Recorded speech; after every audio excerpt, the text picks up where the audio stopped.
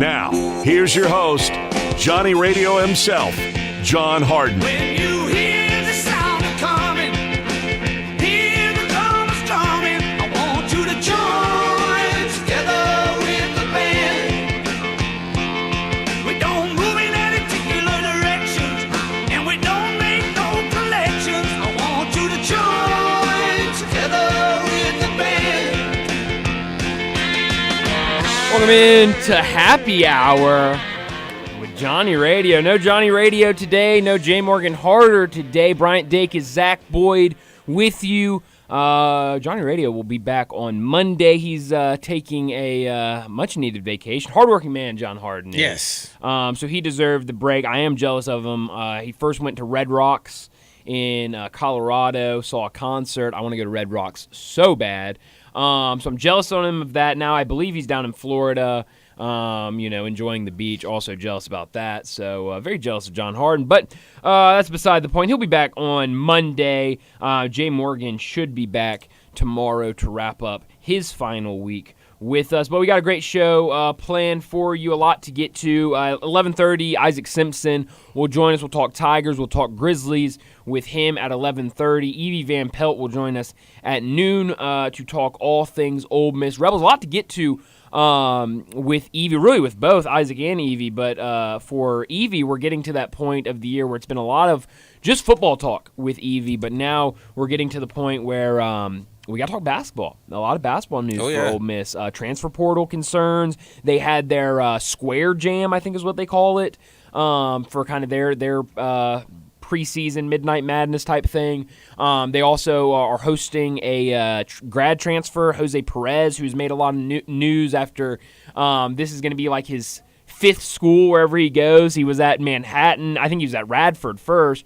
Then at Manhattan, his coach gets fired a week before the season at Manhattan. He transfers to West Virginia. We all know what happened with Bob Huggins after Jose Perez had to sit out for a year. This was supposed to be his first year back. Now he entered the transfer portal again and is looking for a new school to play at. Ole Miss, I know, is on his list.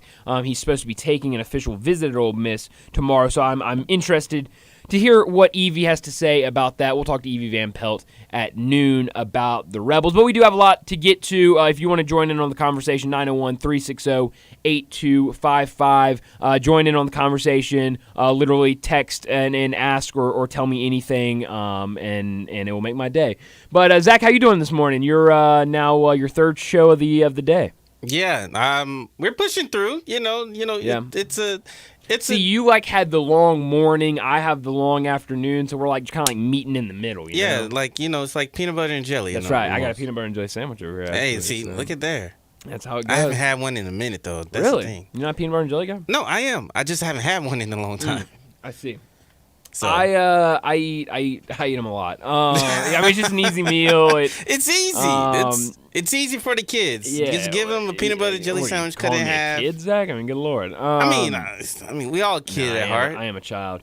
But last night we did have postseason baseball, which wow. I mean, these postseasons have been really, really fun. We were supposed to have 3 or 4 games today. I think 3 games today, or at least 2. We only have 1 today because all the other series are complete except for the Braves and the Phillies. But that Braves-Phillies game got us started yesterday, and the Phillies, a 10-2 win over the Atlanta Braves to go up 2-1. Today is an opportunity for the Phillies to close out this series, and this is a game, first off, pitching mismatch for the Braves and the Phillies. You had Aaron Nola on one side, which, I'll be honest, Aaron Nolan's been kind of up and down this year, but a very good pitcher, and really showed out in the last game against Tampa Bay when he was pitching. Tampa Bay was who they saw in the first round, right? Or am I? No, it wasn't Tampa Bay. That was Texas. Who? The Marlins.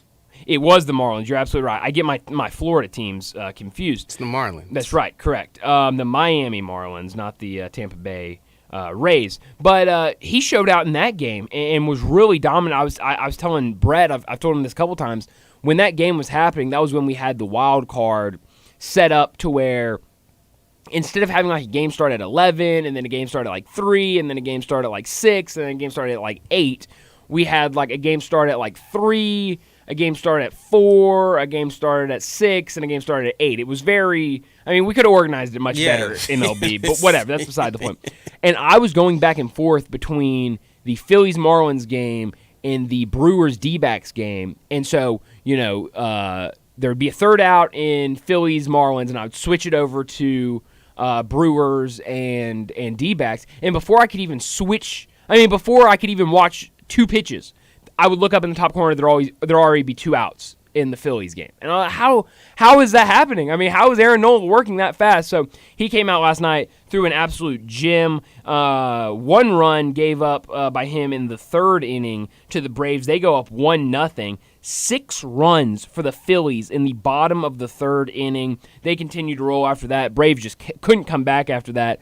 I mean, Zach, are we about to talk yet again about the Braves and early exit from the playoffs? I hope not. I mean, We're getting there. I would love, and I mentioned this to Dave during Wolo and Friends. I said, I would love to see the Diamondbacks versus the Braves. Yeah. In the ALCS. That'd be awesome. In the NLCS. And then watch the Astros and the Braves. Oh, yeah. For the World Series. That would be fun.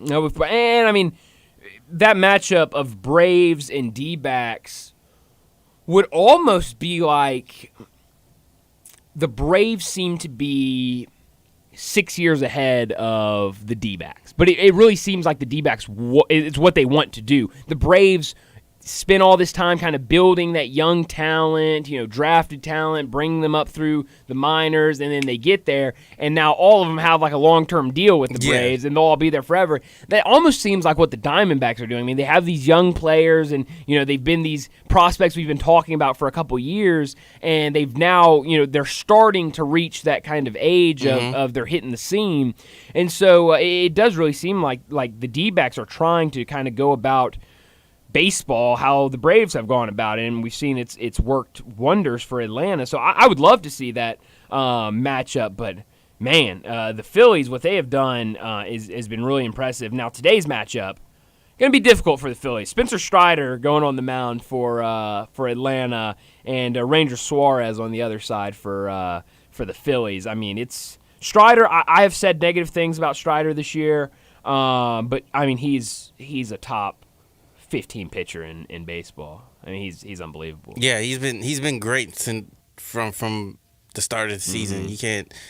You're not going to get too many bad performances from Strider. No. But yeah, like the Braves, they got to bring their stuff because after what Orlando Arcia said, oh yeah, like you got to bring it because you can't tie up the series and then start beating your chest and then.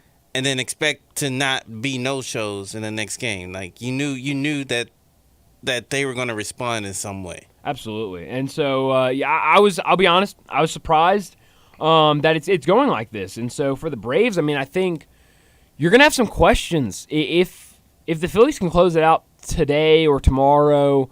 And they win this series, there are going to be some questions about what is going on with this team.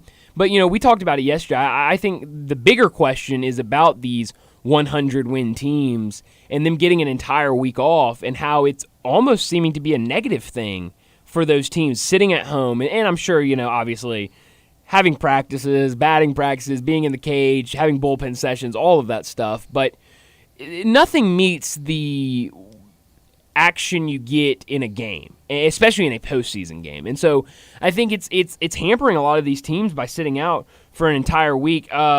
Spencer Strider already has pitched once in this series. He pitched in the first game of the series and took a loss and gave up 2 runs on 5 hits. I doubt he gets a second loss this time around against the Phillies. I would put a lot of money on the Phillies or on the Braves probably winning today. Yeah, I agree. Which sets up for a fantastic game on Sunday or Saturday. Yeah, because it's all the marbles at that point. Because you getting whoever wins, move on. And surprisingly, I didn't think the not the Braves, but I didn't think the Phillies were going to be that tough of a matchup. Well, the Phillies really seem like a team, we talk, and me and Dave in that last segment were talking about it, It's a big thing in hockey where there are teams that are built for the regular season. And the Boston Bruins last year won like the most games ever. And, as they were an unbelievable team. People were calling them the greatest team we've ever seen. And they get to the playoffs and they're knocked out in the first round. And then there's teams like the Florida Panthers last year in hockey that barely got in. I mean, we're the final seeded team to get in, and they get in and they make it all the way to the Stanley Cup final. So there are some teams that are just built for the regular season. There are some teams that are built for the playoffs. And after what we saw last year with the Phillies, literally got in by the skin of their teeth last year, nobody thought they were going to make any noise and got all the way to the World Series. It's starting to look like, I don't want to, put this series to bed yet, but I mean, there might be something there of the Phillies being a team built for the postseason. Yeah, and obviously you got Harper, who's we've been waiting to see if he can get back to that form again of before he had, I think he had a Tommy John surgery. Am I correct? Yes. Yeah. So we was waiting for him to get back into form, hitting 2 home runs last night. So it's starting to seem like the Braves could be making that turn. Yeah. Right at the right moment. Same way with Nick Castellanos as well, the former Red. Former Tiger. So it's setting it up. It's setting it up. For me around about postseason baseball, it's less about who your hitters are. For me, it's more about who your pitchers are. Absolutely. So who do you have on the mound every game? Because that matters. Oh, absolutely. I mean, and here's the thing, it's mostly, I understand I'm saying this while we're talking about a game that finished with a final score 10-2. Of course. But playoffs are low-scoring games usually. They're very tight. You're usually trying to work a pitcher 5 or 6 innings, but if they give up a run and have a couple base runners on in the 3rd inning, we're seeing a lot of teams starting to pull those guys and go to the bullpen. Just because, these are games that you can't lose. So, it's very interesting. I thought, I already said, I thought Aaron Nola versus Bryce Elder yesterday was pitcher's mismatch of the century. Bryce Elder, good luck to him, but right. I just don't, he hasn't been there before. He hasn't had this, postseason experience like Aaron Nola has. But you're absolutely right. I think it's more the pitcher than really who you have at the plate. We had 2 other games yesterday in baseball. Astros beat the Twins 3-2 to finish that series. Nothing much to that series or to that game last night. Like I said, very low scoring. Houston scored 2 runs in the fourth inning. The Twins were on top with a run in the 1st inning, a run in the 6th inning. Do you have any thoughts about this series? This series was kind of just meh to me. It's mid. Yeah, it wasn't anything crazy to me. I wasn't, whatever. Eventually talent's going to supersede. Sure. So Astros had the better talent. Yeah, absolutely. And then the final game, which very interesting to this. I know a lot of people are going to be talking about this game and kind of what happened to the Dodgers. 4-2 loss for the Dodgers. The Diamondbacks advanced to the NLCS with a sweep over the Dodgers. Not only a series win over the Dodgers, a sweep over the Dodgers. 4-2, Lance Lynn picks up the loss, giving up 4 home runs in an inning. It was unbelievable to watch. But, this team, this LA Dodgers team, a lot of people are going to call this a disappointment. A lot of people are going to say, what's going on in there? I would not be surprised if you hear some people call for a managerial change. But I'm here to tell you, look at that starting rotation that they rolled out there. This starting rotation has been injured all season long. And Lance Lynn is a guy you're going to throw out in the postseason? Career-wise, sure. But I don't know if that's going to be my guy in a closeout game. Kershaw is getting up there. God bless him. I love Clayton Kershaw. But he's starting to get up there. Bobby Miller is the guy who they threw in Game 2, and I love Bobby Miller. He's a young guy. I've been keeping tabs on him. This is his first year in Major League Baseball. I've been keeping tabs on him the last 2 years in the minors. A fastball-dominant guy who I think is going to have a really solid career in this league. But this is a kid that has never experienced postseason baseball before. He's never been there. And I get it, you're at home, but that's a lot of pressure, and gave up some runs early. So in a regular year, I don't think the Dodgers would be looking at, okay, our three guys we're going to throw out there. Kershaw, I think everybody's fine with Kershaw. But then Bobby Miller and Lance Lynn? I don't think that's really what they wanted to do out there. And so, I think they do deserve some criticism because you only scored 2 runs last night and really haven't put a lot of runs on the board this entire series. But a big part of the factor is their starting pitching rotation has just been bad, and it's not their fault. It's just they've been pretty banged up. Yeah, and they just got Urias 2-3 months ago. Yeah. And then Gonsolin, he hasn't been too. Gonzo, he's been. I think he's been injured all year. Yeah. I know he's been back from injury, but I don't think he's ever been really healthy. Yeah, and then let's look at their roster and see if we can find their IL. What was it? Walker Buehler? He didn't. Walker Buehler. I'm surprised his name. So current. This is their most updated postseason roster. Walker Buehler, 60-day IL. Tyler Kyer, 60-day IL. Tony Gonsolin, 60-day IL, and I think there was a time where he was back, and I think he was still injured when he was back. I guess clearly since he's back on the IL. Dustin May, 60-day IL. So I mean, right there, if this was a regular postseason and you had all your arms healthy, and I get it, that's part of the game. You get injuries, right? But if you had the Dodgers rolling out Clayton Kershaw, Walker Buehler, and Tony Gonsolin? First 3? Yeah. I mean, that's probably a sweep the other way. Yeah. I mean, Clayton. Well, we already saw Clayton Kershaw. That would have been a loss. We already saw that. Okay, so I think you win that series. Okay, so you go Walker. You go Kershaw, Buehler, and then Gonzo. And then you're probably either going to have either Miller or Urias. Miller or Urias would probably be.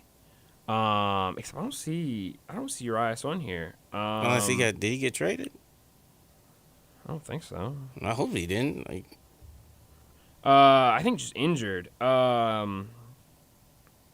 Oh no! Remember Julio Urias? Yikes! He had that domestic assault. Yeah. So yeah, he definitely was not going to be available. So yikes! So but hey, if that hadn't happened, if he was a better person, because going into the season they thought they'd have him. If he was a better person, right? Yeah, I mean he'd probably be game 1 or game 2, and then you'd have either Kershaw or Urias going game 1, the other of that going game 2.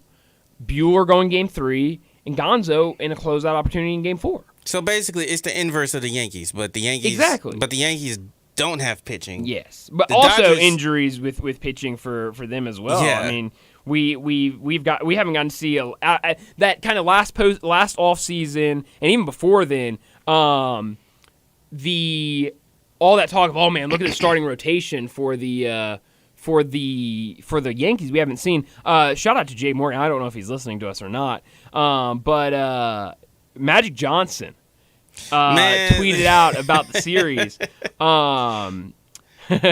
We're all disappointed that our Dodgers didn't hit or pitch well. That's why we lost the series to the Diamondbacks. Yeah. What a tweet. I mean, Magic. Well said. I mean who would have thought? Almost like that is the concept of baseball, is hitting the ball well and pitching well. And if you don't do either of those two things well, you're going to lose. Magic Johnson is a gem. I don't care what anybody says. Magic Johnson is a gem on Twitter. He's great. Where will we be without him, man? This is my favorite game to play, going through Magic Johnson's most recent tweets. So that was, we're all disappointed the Dodgers didn't hit or pitch well. That's why we lost the series against the Diamondbacks, with an exclamation point at the end. An hour ago also, Dodger Nation, thank you for coming out all season to support our boys in blue and for being the best fans in MLB. Okay, I understand that. He's an owner of the team. I get it.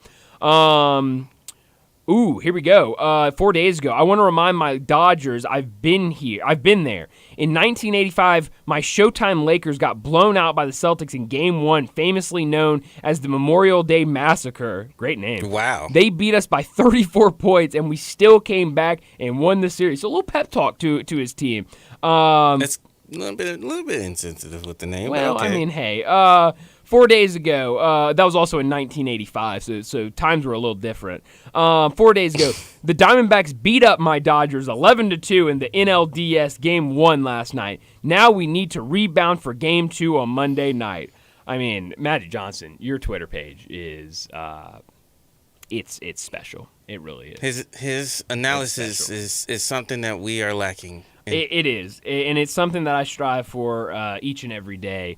But today, like I said, we'll have the Phillies and the Braves again with an opportunity for the Phillies as they lead 2-1. That game's not till 7 though, so kind of this day full of baseball that we've gotten yesterday and then late last week. We're not going to get that today. No, we're not, unfortunately. But I don't know.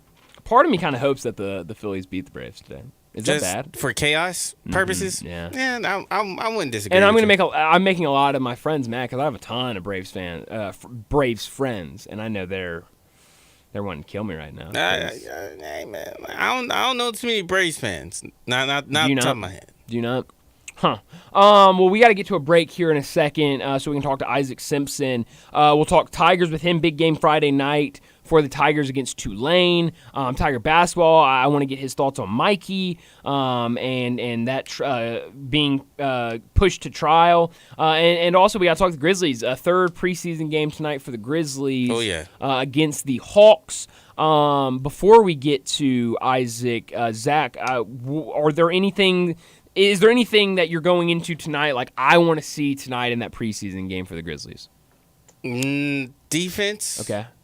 That's pretty defense around the perimeter. Yeah. Because Atlanta got a bunch of guys that can light it up from three. So. And it sounds like Marcus Smart is not going to play again tonight. No. So won't see him. So yeah, I think that's definitely I want to see more of these young guys because I know we can say, maybe Jake LaRavia isn't going to be in this rotation, yada, yada, yada. At some point, we're going to need these guys to step up because of injury or because of whatever. So I want to continue to see those young guys. I would really like to see Jake LaRavia continue this, back-to-back games with double figures. I'd like to see that continue, maybe more against NBA-level players instead of doing it against G League guys. Yeah, I wouldn't be surprised if Taylor changed up the lineup again. Yeah. Where game 2 it was Zaire. First game was Luke, then it was Zaire. Then it's like, okay, let's give Roddy a shot. Let's give LaRavia a chance. And then just mix and match and just see how it goes. Yeah. So it'll be interesting tonight. Like we said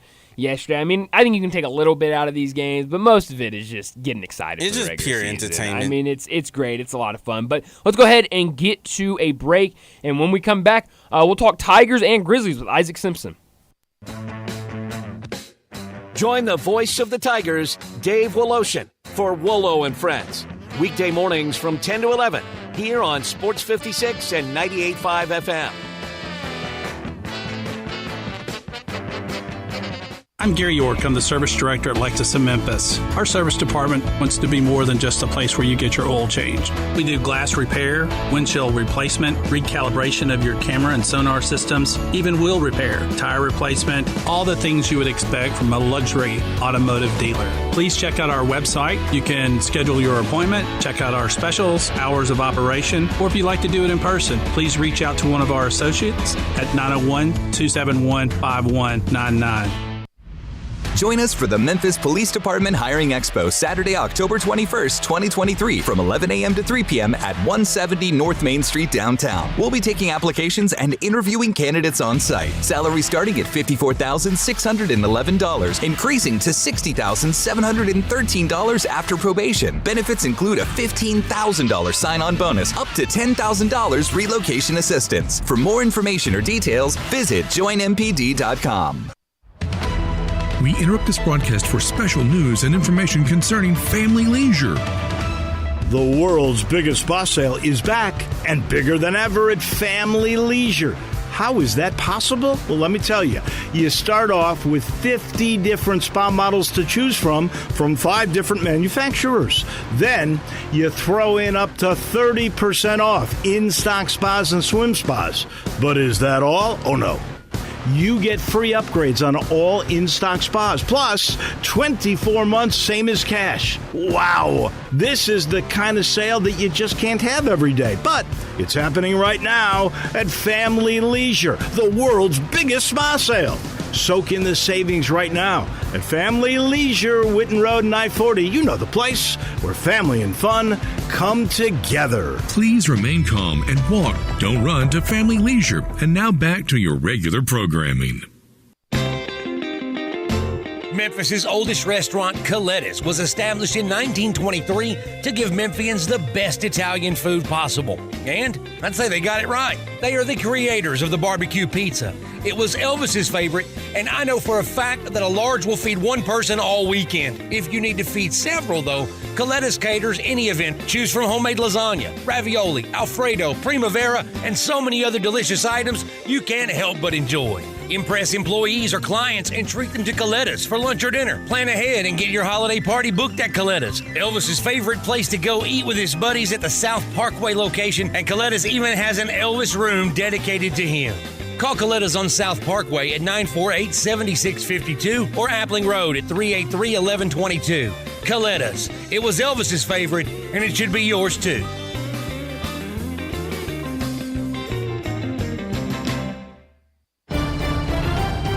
Here from Thursday Night Football on Westwood One. Week 6 of the NFL season kicks off with prime-time AFC West action from Arrowhead Stadium in Kansas City. The Chiefs have won 4 straight and hope to make it 5 against a struggling Denver Broncos team with Russell Wilson under center. Join me and Devin McCourty for the call on Thursday Night Football. Right here on Sports 56. Snap into action this NFL season with FanDuel, America's #1 sportsbook. Right now, new customers get $200 in bonus bets, guaranteed, when you place a $5 bet. That's $200 in bonus bets, win or lose. If you've been thinking about joining FanDuel, there's no better time to get in on the action. The app is so easy to use. There's a wide range of betting options, spreads, player props, over-unders, and more. Hey, in New York, right now I'm looking at all of the unders for Jets offensive numbers. Passing yards, touchdowns, receiving yards. I'm looking at all the unders in New York. So visit FanDuel.com/win and kick off the NFL season. That's FanDuel.com/win, FanDuel.com/win. FanDuel, official partner of the NFL. 21 plus and present in Tennessee. First online real money wager only. $10 first deposit required. Bonus issued as non-withdrawable bonus bets that expire 7 days after receipt. Restrictions apply. See terms at sportsbook.fanduel.com. Gambling problem? Call TN Redline 1-800-889-9789.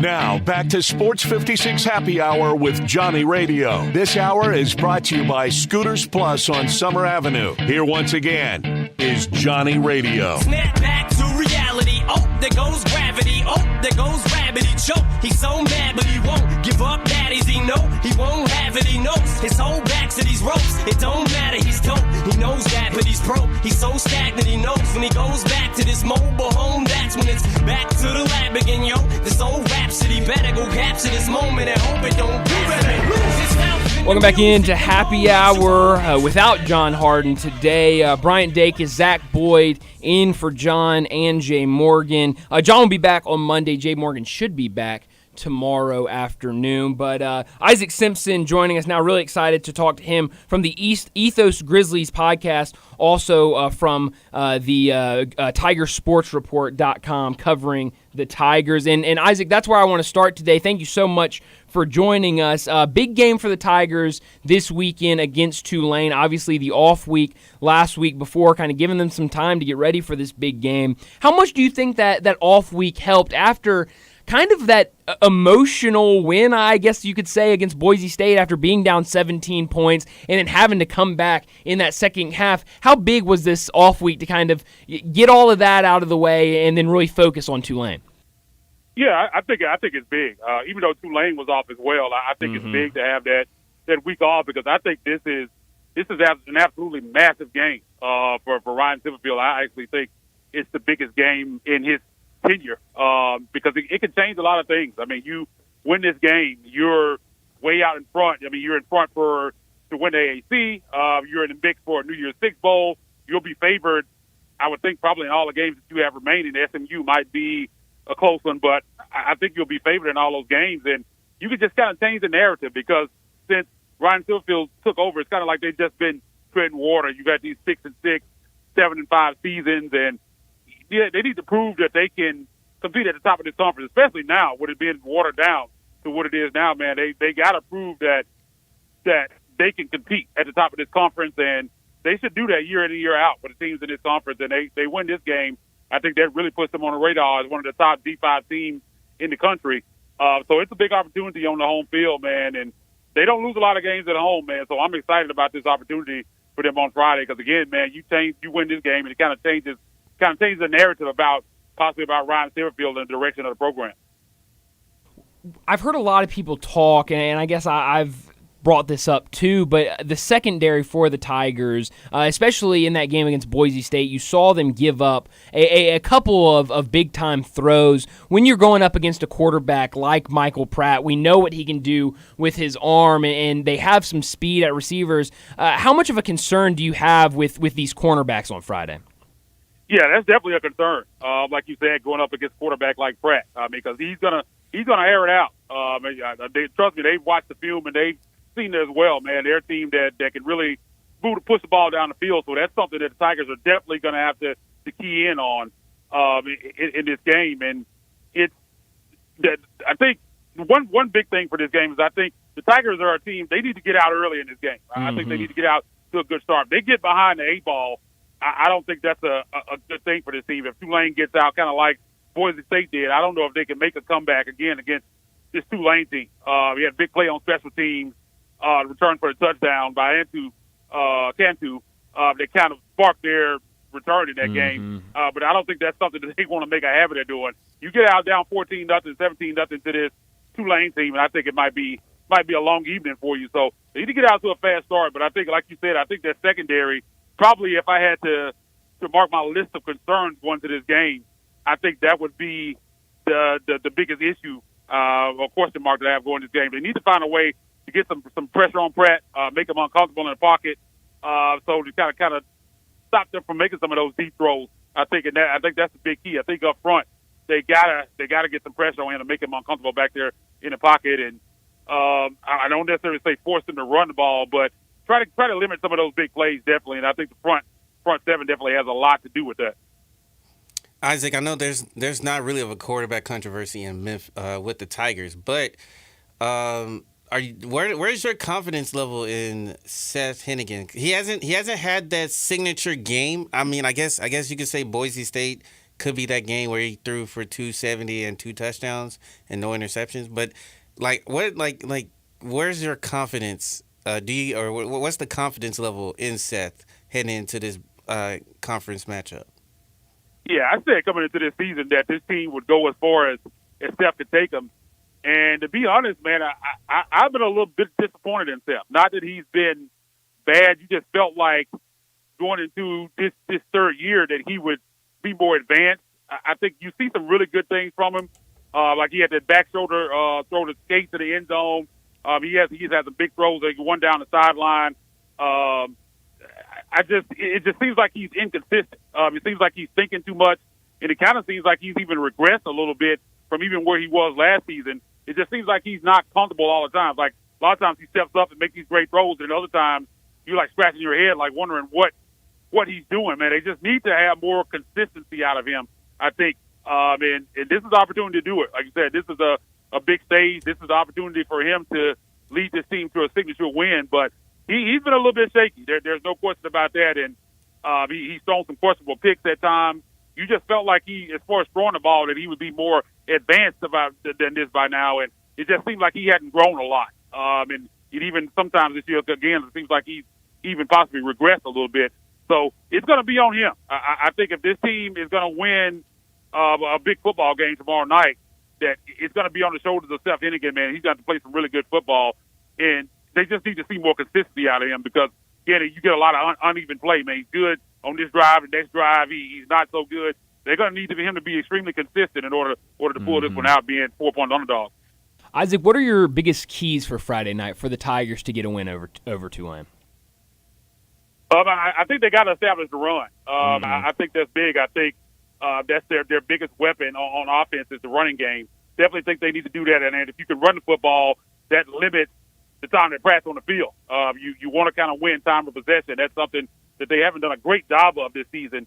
And because you see a lot of 3-and-outs, you can't have those 3-and-outs or 4-and-outs.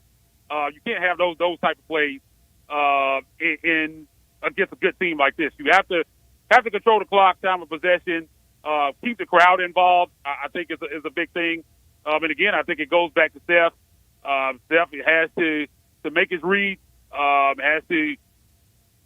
have to give him time in the pocket to make plays back there. But I think the running game is going to be more so their success than actually passing the football. I think that's where they can kind of control the time of clock and keep Pratt out the field. Because the more you have that two-lane offense on the field, man, you wearing your defense out, and you talked about at the top about the cornerbacks and being a little shaky because they're going to air it out. So if you can time control football and keep them out the field, I think that'll go a long ways in winning this football game. Isaac, I want to get to some basketball for the Tigers. What'd you make of the Mikey Williams situation the other day as now a judge has ruled that his case will move to a trial? Yeah, man, I never really had. Some people were holding out expectations that he was going to be on the team at some point this season. I never really thought that. I had a feeling this thing was going to drag out because every time he went to court, it seems to be postponed, and I just didn't think he was ever going to make it on the team this season. But I mean, if he's able to get cleared, I think next year, because he's not a guy that's on the NBA radar, really. I mean, he's a top 50 kid. It's not like he's like top 10 and he could just work out and go to the NBA. I mean, he could enter the draft, but the chances of him getting drafted, if he does, it would be late second round, probably undrafted free agent. So he needs to play college basketball somewhere, and Penny has shown that he's going to stick with him. A lot of people criticize Penny for that. I don't think there was any reason to not do what he did. I mean, it's not anything negative. Just wait it out. If the kid gets cleared and he's cleared in the court of law, man, come next year, man, and you have a point guard part of your recruiting class for next year. And I think that's kind of the way Penny is playing it. But it'll be interesting to see how this situation plays out. But I never thought that he was going to end up on the team this year. But I don't have any problem with Penny kind of waiting this thing out because I just don't think there's any harm in it. Yeah, no, I completely agree with you on that. Well, we also had media days earlier this week on Monday. The Tigers were picked second in the conference preseason polls, right behind Florida Atlantic. They received 3 votes, but then also on the first and second team, Jordan Brown appears on the second team all-conference, and then Javon Quinterly on the first team. And then you have Carl Scherenfant and J.J. Taylor as the, I guess, preseason co-rookies of the year. What did you make, I guess, mainly of the love for Carl Scherenfant and J.J. Taylor? I know one of the biggest questions going into the season has been how much playing time will kind of the young freshmen be able to get with so much veteran transfer portal talent on this roster. What have you made of these two guys, and what do you make of them being co-rookies of the year? Yeah, I was really surprised to see that because the thought here is that I don't expect Carl Scherenfant and J.J. Taylor to get a lot of playing time this year. So I was really surprised to see that. Maybe it's just this conference doesn't have a lot of really good freshmen coming in, but I think of the two, Scherenfant is definitely the one that I think has the better path to playing time this year. I really don't see J.J. Taylor playing much at all. And that's not a knock on him. It just kind of speaks to the talent and the depth that they have on his roster and veterans that they brought in through the transfer portal. So that's going to be interesting because, again, I mean, co-rookies of the year, man, it'll be interesting to see if they get playing time. I think if anybody, when you look at the roster, if anybody breaks through of the group of guys that you don't expect to play, I think it will be Scherenfant. I mean, if you talk to guys about practices, he's looked really good over there. So he's a guy that I hope sticks around, hopefully, because we have a lot of guys that don't get playing time that first year. They kind of transfer out. He's a guy that I really hope sticks around, man, because he has a lot of talent. But, yeah, I was kind of surprised to see that as well, just because I don't expect him to play a lot this year. Quinterly, you saw the veteran Quinterly and Jordan Brown on the first and second team. I just love the makeup of this roster. I really wish they could add DeAndre Williams to it. I'm highly skeptical on that at this point because it's just going on so long. But I just think that would just take the team to another level. But with the veteran leadership they got, I think it might take a while to come together. I mean, you have a lot of new pieces on this roster that haven't really played in games together, but there's a lot of talent, man. We talk about Quinterly, Jordan Brown, Daquan Walton. You have some veteran leadership, some good young guys coming in, Ashton Hardaway. is another kid who's coming in. Penny Son, obviously, who can come in and can really shoot the basketball. He showed some good things down in the Bahamas, man. So I'm excited about this team. I think this should be a second weekend team. I know we said the same thing last year and the last couple of years, but I really think this team has a chance. You look at that schedule; they have opportunities to build a resume, man. You just want to find a way out of that 8-9 game. It just seems like they can't get out of that hole, man. And if they can get to maybe a 5 or 6, I think they could really do some damage in this tournament because they have a lot of talent and they have a nice group of veterans and young guys kind of mixed in there. Man, I really love this roster, and I think they're going to be really good. Talking with Isaac Simpson of Ethos Grizz, also with the Tigers as well. Isaac, we're going to jump over to the Grizzlies. 2 preseason games in. I don't know how much of a take you have when it comes to preseason basketball in the NBA, but what is your feeling so far through 2 games, seeing the squad back on the floor? Man, I feel really good. I feel really good about this team. I think this could possibly be the most talented team they've had since in their tenure in Memphis.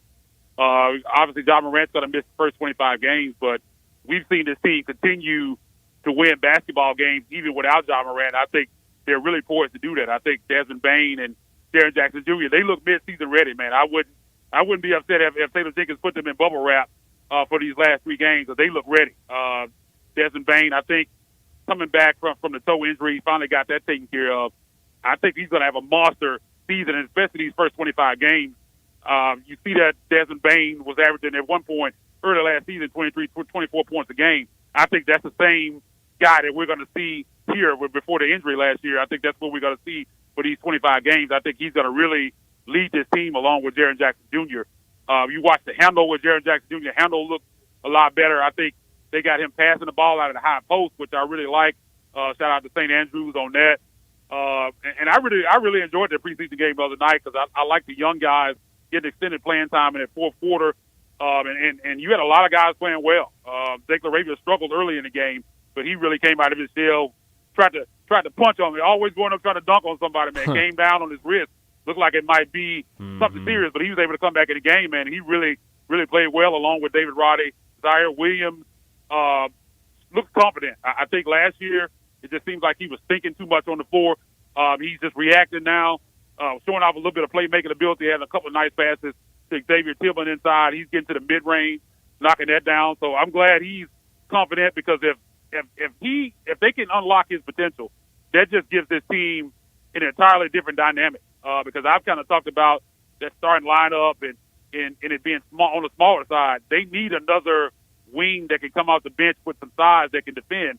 And if he can fill that role and just get up and down the court, catch lobs, and just cause havoc, man, get in the passing lanes, not get some steals, that's really all they need. They don't need him to come in and average 15, 16, 17 points a game. They just need him to use his length on the defensive end, get in passing lanes, finish those lobs. We saw his rookie year what he could do getting up and down the court with Ja and just play defense.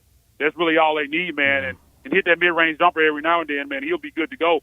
And he seems poised to do that, man. He's said time and time again, man, nobody's worked harder this summer than him. So you can tell that he's been in the lab, man. He looks a lot better. So glad to see that and just glad to see the young guys doing some positive things. And I think that's what I'm thinking how it is. I got a feeling that's probably what we're going to see a lot more of those young guys in these last 3 games. Because I got a feeling Desmond Bane and Jaren Jackson Jr. probably won't play a lot of minutes or if at all going forward.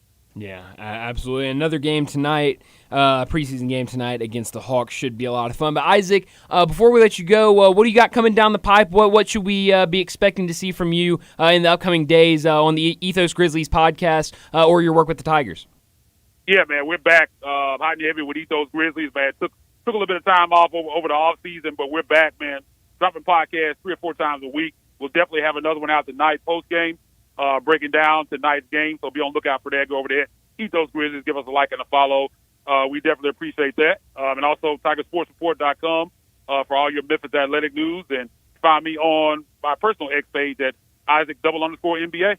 Isaac, thanks so much for joining us. John will be back next week. I'm really looking forward to having you on again next week. Will do, man. Talk to you guys next week. Thanks, Isaac.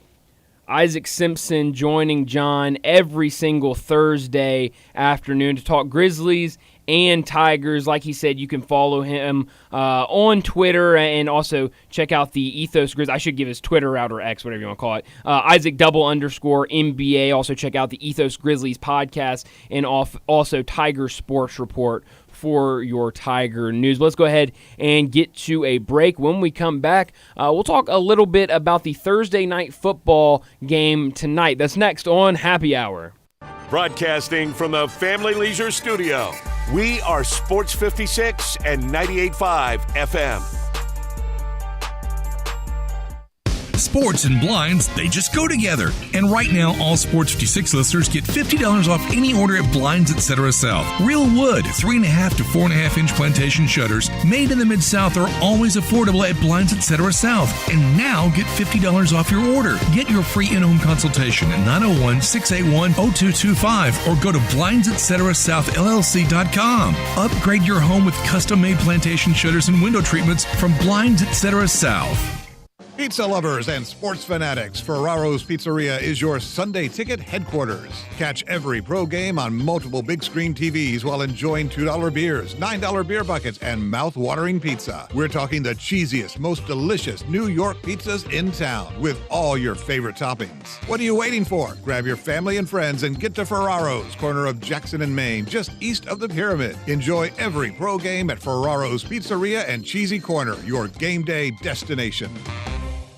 East Memphis Ace Hardware is more than just a hardware store. It's really a customer service store. With 20 employees along with complete inventory of items, big to little, finding what you need is easy. Choosing from a complete selection of Big Green Egg as well as Traeger and Weber grills. And the Garden Center has everything for your yard. You can get glass cut, repair screens, even new keys with key fob programming. Tools, nuts, bolts, screws. You need it, East Memphis Ace Hardware has it. And they're just down the street at the corner of Quince and White Station. At Grainger, we're for the ones who specialize in saving the day and for the ones who've mastered the art of keeping business moving. We offer industrial-grade supplies for every industry with same-day pickup and next-day delivery on most orders, all backed by real people ready to help. So you can get the right answers and products right when you need them. Call quickgrainger.com or just stop by. Grainger, for the ones who get it done. Join us for the Memphis Police Department Hiring Expo Saturday, October 21st, 2023 from 11 a.m. to 3 p.m. at 170 North Main Street downtown. We'll be taking applications and interviewing candidates on site. Salary starting at $54,611, increasing to $60,713 after probation. Benefits include a $15,000 sign-on bonus, up to $10,000 relocation assistance. For more information or details, visit joinmpd.com.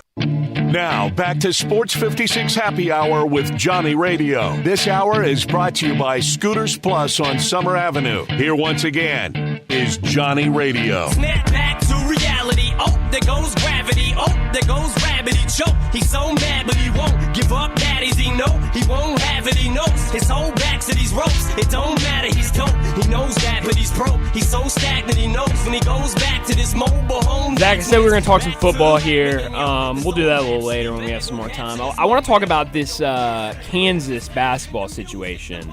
Yesterday, they kind of got hit with nothing, really, if you look at it kind of on the basis. And a lot of people I've seen complain about this. Kansas basketball, if you remember, about 6 years ago, the FBI came out and said, hey, all of you blue bloods, we got you. We see what you're doing, and we have evidence that says you're doing things you're not supposed to be doing in terms of paying players and that sort of thing. We remember the wiretap that we had, a couple wiretaps actually, of coaches talking about paying players and that that sort of thing. And Kansas was right there in the middle of it. And so we finally got kind of the response for Kansas basketball. The only thing that really comes down from it is they are on three-year probation, which really doesn't mean anything, and then they have to vacate their wins from that 2018 season where they have a Final Four banner. They made it to the Final Four that year and got smoked by Villanova. So they'll have to take the banner down. They'll have to vacate the wins that Sylvia De Sousa in games Silvio De Sousa played in. So I think that's like 16 games I think I saw that he played in that year. And so all of those will be taken away from the win column. Technically, I guess they didn't make the NCAA tournament that year, so I think something like either all-time wins leader or postseason wins, something like that. Kansas was in front of Kentucky. Now Kentucky's doing parades today because with those wins vacated, that means Kentucky's first. Who cares? I watched those games. They happened. You can't take them away from my mind. Same thing for 2008 in Memphis. But I've seen a lot of people complain about this because there was no suspensions, there was no postseason ban, there was no there was nothing for Bill Self, for the assistant coach that was really involved in it, nothing. And a lot of people had issue with that. And I heard some people point out the fact that Oklahoma State, I've seen a lot of people do this, point out that Oklahoma State, if you remember a couple years ago, everybody remember it because it's the year Cade Cunningham was there. Right. The 1 year Cade Cunningham was there. They got a postseason ban for something that happened before any of the players were there and before any of the coaches on that staff were there. And so I've heard people say that the NCAA is protecting the blue bloods, and if this was anybody but Kansas, you saw what they did with Oklahoma State. If this was X team, they would be hit with everything. They'd be hit with the entire rule book. But the difference is that nobody's talking about is that this is not the same thing at all with Oklahoma State. Oklahoma State, first off, Oklahoma State was ruled on by the NCAA. This was ruled on by the IARP, the same folks that ruled on the Memphis situation earlier this year. So two completely different groups. And we've seen in the past that the IARP has not given postseason bans to teams. They have made a point that we are not going to punish players that had nothing to do with something that happened years ago. Right. And I think that's a great thing. So I've heard a lot of people wanting to bash the NCAA. And why isn't Kansas getting a postseason ban? Why isn't Kansas doing this? Why aren't they doing that? Why isn't Bill Self getting a suspension? I think it's a good thing that we're not punishing players that had nothing to do with it. So another thing, when Oklahoma State did that, and when their ruling was handed down, was before NIL was a thing. It was before you could pay players to be on your basketball team. Zach, Kansas, if they're not going out and paying their players right now, they're idiots. I mean, if they're not dropping a bag, that's what everyone was saying. Oh, Kansas is dropping bags to all their players. Yeah, they were, and it was illegal then. But they'd be fools if they weren't doing it today. Yeah, same with LSU. Yes. I and Arizona and Louisville, all of those teams that were in this, which none of them got a postseason ban because it went through the IRP. And all of them are still doing what they were doing then, but it's legal now. And that's not saying, because another argument I hear is, well, it was wrong when it happened then, so they should be punished for it now. And what I'll say to that is I'll go back to the IARP being the people that sent down this ruling. And the IARP is made up of people that are not in the world of college athletics. And they are in college athletics, or in college in terms of that, but they're not in the world of college basketball. The people of the NCAA, all they do is college basketball, college football, all of that stuff. So they understand what it means for how bad it would be for postseason ban, how it means all that stuff. The IARP has set a precedence of saying we're not going to give postseason bans. Yeah. We're not going to do that. So nobody should have seen what happened yesterday to Kansas and been like, what? Why aren't they getting a postseason ban? Why aren't they doing this? Why aren't they doing that? It just was never going to happen. Furthermore, I commend Kansas. I give them a round of applause. Because when you look at Arizona, Louisville, LSU, what do they all have in common, Zach? They lost their head coach. They all fired their head coach. Kansas stood, maybe it was stupid then, and we were all giving them hell for it back then. But now, what they were doing is legal now. And they have one of the best out there doing it in Bill Self. Look what he's done recruiting. Look what he's done in the transfer portal. You think he's getting these guys to come play at Kansas for championships? Maybe. But also because of that money he's sending them. So I give Kansas a lot of credit for sticking with their guns, saying we will send it to the IARP. Here, the difference between the IARP and the NCAA is the NCAA you can appeal. IARP you can't appeal. So it's almost a gamble when you say, hey, let's send it to the IARP, see what they say, because once they rule, It's set in stone. And so I commend Kansas for going out and saying we'll go IARP, for sticking with Bill Self, and it's paying off for them. And I would just advise anybody who has a problem with the ruling for Kansas or want to compare it to Oklahoma State to just kind of go back and look at how the IRP has ruled in things. And also, Bill Self, I heard some people say Bill Self's not getting a suspension, and that's crazy. No, he is. He served a 4-game suspension last year. That was a self-imposed Kansas thing.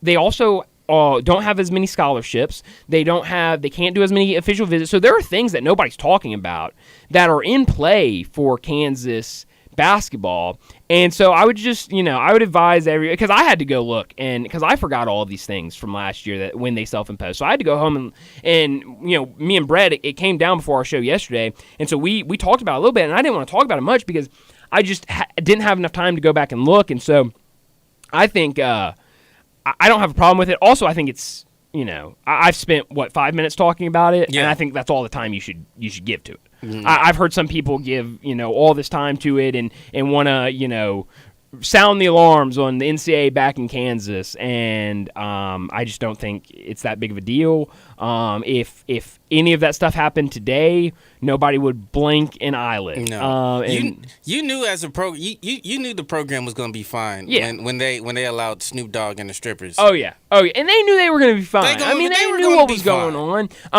So I'm sorry I just hogged like 5 minutes of talking about this, but I'm very fired up about it. What were your thoughts of the whole Kansas situation? Ho-hum, who cares? I forgot it even happened. Honestly, right? Like this was it D'Souza? D'Souza, yeah. So that was towards the back end, the Final Four run and everything, yeah. And and the whole thing was, they were going to Adidas and saying, hey, we obviously you're our you're our uniform provider and stuff. We have a deal with you. We'll pay you money to go pay X player money to come to Kansas. Right. Hey, I mean, nowadays, if you're not doing that, you're kind of stupid. I mean, all of these players are playing on these different circuits for different shoe companies. EYBL's Nike, UAA is Under Armour. Peach Jam is Adidas. Peach Jam's Nike. Or Nike. They have Adidas has a big one, but I can't remember the name of it. But Adidas has their own circuit. I mean, there's all these big circuits for basketball, and I mean, especially now with NIL. I mean, if you can go and say, hey, Billy Richmond, who I know just dropped his top 4 yesterday, has Kentucky and Memphis in it. Hey, Billy, you're on the EYBL circuit, We've talked to Nike, and we can, obviously Penny can't do this, but I'm sure he can pull some strings and have Nike go and say, hey, we'd love to give you an NIL deal if you're at Memphis. And nobody would bat an eyelid at that. So, I didn't see the big deal in it at all. I heard a bunch of people yesterday freaking out about it, and I just was confused, and I just want to talk about it. So there's that. But Kansas, no postseason ban, which is good for them. They will certainly enter the season as the number 1 team in the country and likely be the favorite to win the national championship this year after adding Hunter Dickinson to their roster. But we're late for a break. We got to get to it. When we come back, we'll talk Ole Miss athletics with Evie Van Pelt. What do you get when you have a dream, a beer, and a business plan? Meddlesome Brewing. Meddlesome's classic ales and lagers capture the true Memphis spirit. Strong, tenacious, and unforgettable. Meddlesome captures true Memphis spirit as well with community events including Ska-toberfest, Saturday, October 14th, with plenty of bands and plenty of brews like Memphis Style and 201 Hoppler. Meddlesome Brewing on Trinity in Cordova, just east of Shelby Farms. On tap and can packages. Meddlesome Brewing. Never settle, always metal.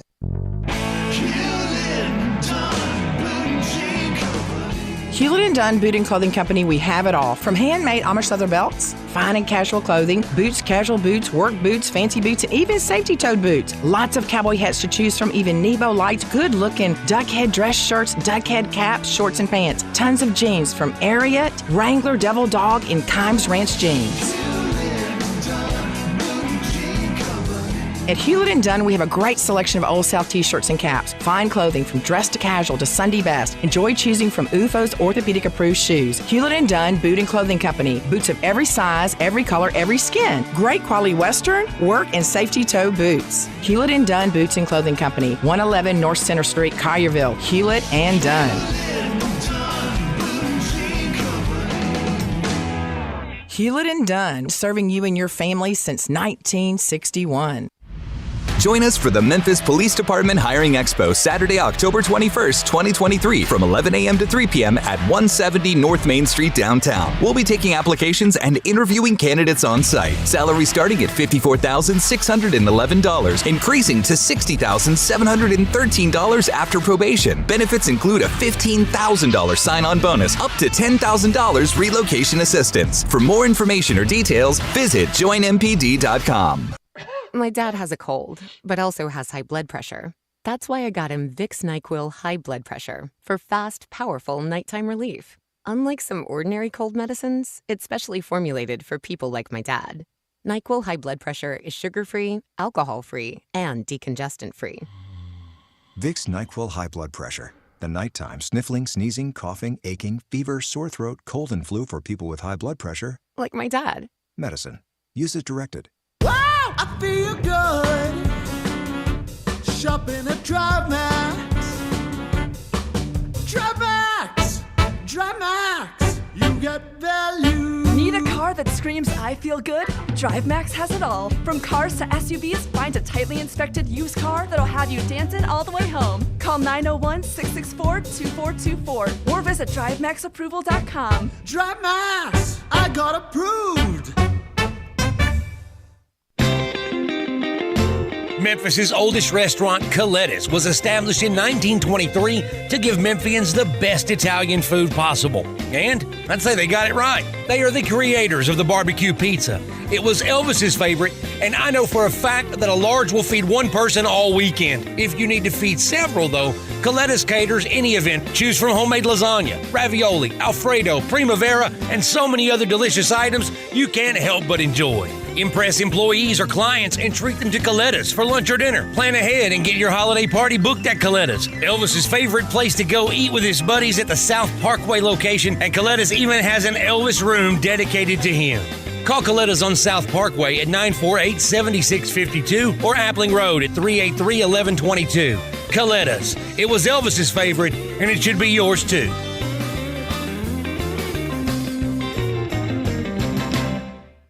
We are Sports 56, WHBQ Memphis, and W253DF Memphis, Flynn Broadcasting Stations. 4.9-liter V8, 0 to 60, and I'm about to find out. Now, back to Sports 56 Happy Hour on Sports 56 and 98.5 FM. This hour is brought to you by Tito's Vodka. Here once again, Johnny Radio.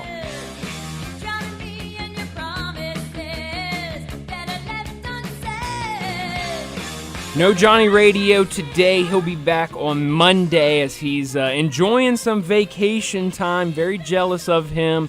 But Brian Dacus and Zach Boyd in for him today. And joining us now to talk some Ole Miss athletics from the Rebel Walk. Evie Van Pelt joins us now. Evie, thanks so much for joining us. Ole Miss on their off week this week, but coming off a win against Arkansas, a game that, you know, I talked to Brett Norsworthy every afternoon, and he assured me every single day, you assured me and Jay Morgan when we talked to you last week, that no matter what anybody says, I think that spread was at like 11 or 12, this was going to be a close game, and it was. What did you make of that win for Ole Miss over Arkansas? Oh, it was a dogfight for sure. Yeah, I never bought into that spread. Well, I have a few thoughts. I mean, I think, again, anybody who's an Ole Miss fan or supporter just expects Arkansas to put up a fight. Mm-hmm. You know, I mean, heck, they beat the crap out of Ole Miss last year. So, you know, any 1-point win would have made me happy. So anyway, I tell you what, I was really, really proud of them that this was the second week in a row that they've come back in the fourth quarter. had to make a stop, had to get some scores. I think that final drive against Arkansas was 12 plays, 75 yards, and 10 of those were running. And so I said 64 of the 75. So that was, it's important for that ground game to get going. So I think there were a lot of positives. It is interesting, though, that we had the offense perform well against LSU and the defense struggle a bit, and then kind of flip that against Arkansas. But whatever it takes, a win is a win, baby. Absolutely. Well, interesting point you just made about kind of those comeback wins, those second half, fourth quarter success. We've seen it now the past 2 weeks against LSU and Arkansas. You even go back earlier in the season down in New Orleans against Tulane, needed a comeback effort in that game as well to win. What do you make of kind of the grit of this team and being able to kind of struggle maybe in some of these games early, but be able to come back and have big fourth quarters? That's a really good point you bring up, because I think that's very different from what happened last season. And I think that, Coach Kiffin and actually a lot of the players, Jackson Dart and Quinshon Judkins and some of the leaders on the team have talked about, Jordan Watkins have talked about the games that they're, winning this year. And you mentioned the Tulane game also, they had to come from behind. They might not have won those games last year. They probably wouldn't have. They didn't, they had Alabama, at home last year and had an opportunity to win and couldn't do it. And so there's just a different mentality. And I've said it before, Coach Kiffin doesn't really, just say stuff just to, for hyperbole. I mean, when he told us going into the season, he thinks this team will handle adversity better than last year's team did, just because of what he'd seen with the chemistry and such. I mean, I kind of believed him, and so far I think we're seeing that, and that really bodes well for him down the line, I think. Absolutely. Well, Evie Van Pelt from the Rebel Walk, and I was going to ask you about Caden Prieskorn, and then earlier today I'm on the Rebel Walk, and I see the news that Caden Prieskorn's father passed away, which is so sad. I mean, that breaks my heart. Obviously, Caden being here, got to know him a little bit through interviews and press conferences and stuff. So that just breaks my heart for anybody, but definitely for Caden. But obviously, an awful time for him right now. But what have you made of him this season, kind of coming in from Memphis, having a big season? We obviously saw him here and what he did for this Memphis offense, but coming into a new system, into the SEC, and coming in, and what kind of impact has he made so far this season? Oh, I tell you what, and first of all, our hearts go out to him. I think he's back home with his family right now in Michigan, and so that's just such a sad situation for anybody to lose a parent, but much less somebody so young. I think his daddy's only 52. Wow. In terms of, I tell you what, he has made such a difference on the team in terms of not just his play. I mean, he's made some big catches for the Rebs, some timely catches. I think against LSU, I believe there were three third and longs that he was able to catch the pass on third and long and convert. And without that, again, Ole Miss needed every opportunity they could get in that game. So I don't know that they win that game without him. His blocking is certainly stellar. I mean, that's something that the Rebels have been really needing, and he brings that. And, he's also, we had that in our article on his dad's passing. He's a leader. I mean, he hadn't been with the team very long at all, and he was voted by his teammates to the Players' Leadership Council for the team. And I think that says a lot about him. And he commented on how he likes to carry himself on and off the field, and we're seeing that, and I think he's just been a tremendous asset. I want to talk about the receivers, kind of going from a tight end to receivers, because when Trey Harris is on the field, I mean, he is unbelievable to watch, but has been battling injuries, got kind of injured again in that game against Arkansas. What have you heard about his injury status, and how big will this off week be, not only for him, but for Ole Miss as a whole, after playing really 2 physical games against LSU and Arkansas to kind of get healthy going into next week's game? Well, I think the bye definitely comes at a great time. I know Coach Kiffin was asked about that after the Arkansas win, and he said normally he's not real big on bye weeks. Like, he likes to just keep rolling, but, I think Jackson Dart was hurt on the second play of the game against Arkansas. And, I mean, he was able to keep playing, but he was banged up. And then Trey Harris also. Kiffin indicated both of them should be fine to go by Auburn, but absolutely they'll be glad to have this time off. And there are reports out of Oxford that Jordan Watkins, who is actually the leading receiver on the team in catches and yards, injured his hand in practice yesterday. Oh, wow.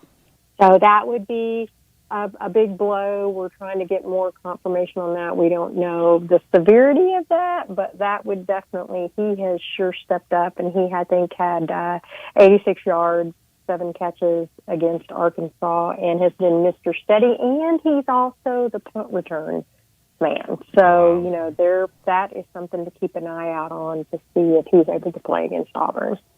Evie, it seems like the SEC West is wide open. I know Alabama had their pretty good win last week, and Ole Miss ended up losing to Alabama, so they don't have the tiebreaker. But it seems like a lot of the big games, obviously in interconference matchups, are starting to kind of kick off towards the back end of the schedule. Do you think that Ole Miss could win the West? If is it possible? I think it's possible, and I'll tell you why. Alabama is looking better, and there's no doubt that was a big win, that they got over A&M.